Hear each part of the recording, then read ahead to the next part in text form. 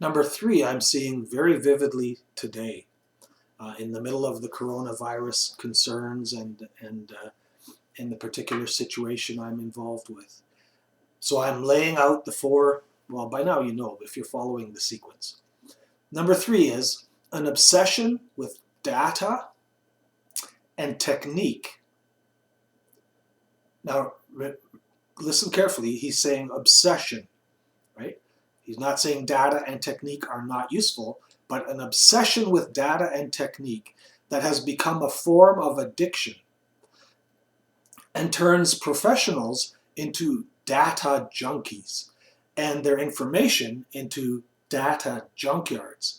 So there's lots of study of, I'll finish reading it first. As a result, decision makers avoid or deny the very emotional processes that might contribute to their organization's stuckness, I'll call it. He calls it persistence of form. They can't break out because they're addicted to looking at the data and to following technique and process.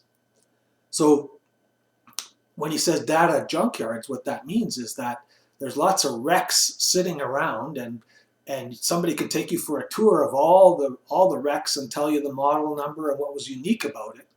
But is that information doing any good in the larger organization?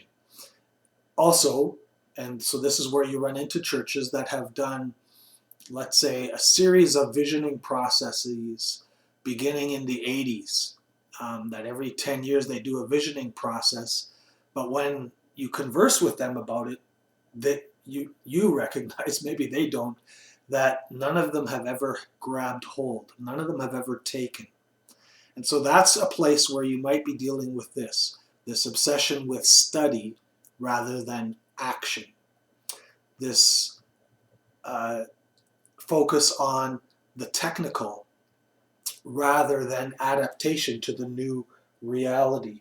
And that language comes out of some of these other books, Adaptive versus Technical Leadership, which I won't get into too much now. So if we just do this particular visioning process more carefully and lay out a more specific action plan, then it's going to really do something.